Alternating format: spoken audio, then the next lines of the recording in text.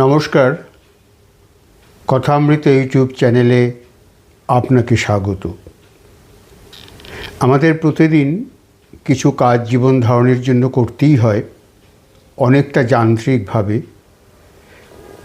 এ কাজ ছাড়াও আমাদের বাড়তি কিছু কিছু কাজ কখনো জীবনযাপনের প্রয়োজনে খুবই দরকারি হয়ে ওঠে। তখন আমাদের মধ্যে কিছু আলস্য দেখা যায়, কিছু জড়তা দেখা দেয়।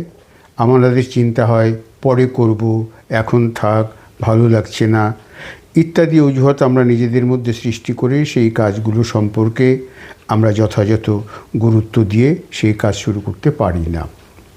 এই যে পারি না, এর কারণটা কী?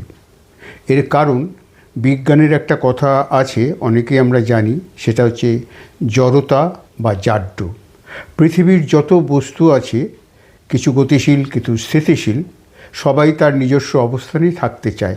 একটা গাড়ি যখন ছুটে যাচ্ছে, তখন সেই গাড়ি যখন চলছে, গাড়িকে থামানোর জন্য হঠাৎ ব্রেক করতে হয়, অর্থাৎ একটা আলাদা শক্তি প্রয়োগ করতে হয়।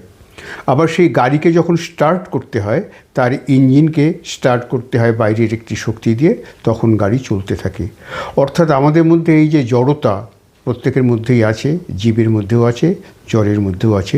অর্থাৎ আমরা সমস্ত নিজের অবস্থায় থাকতে চাই, এবং এর জন্য আমাদের কিন্তু অবস্থার পরিবর্তন করতে গেলে একটি শক্তির প্রয়োজন।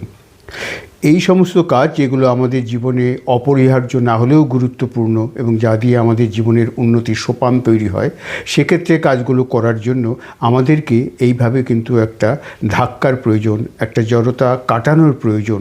অর্থাৎ কাজটা আমাদের শুরু করতেই হবে, এবং শুরু করলেই কাজটা আপন গতিতে তার পথে এগিয়ে যাবে। যেমন ক্রীড়া ময়দানে যারা দৌড়বিদরা দৌড়োয়, তাদের দৌড় স্টার্টিং পয়েন্টে গিয়ে তাদের প্রথমেই বলা হয় অন ইওর মার্ক, তারা মার্কে যান, সেট হয়ে যান, এবং যেই মুহূর্তে ক্ল্যাপ হয় তখন সঙ্গে সঙ্গে তাদের দৌড় শুরু হয়। আমাদের জীবনের সমস্ত কাজগুলো এরকম on your mark, set, clap বা স্টার্ট এভাবেই শুরু হওয়া উচিত। তাহলেই কিন্তু আমরা অনেক কাজে সাফল্য লাভ করব, আমাদের জড়তা ধীরে ধীরে কেটে যাবে।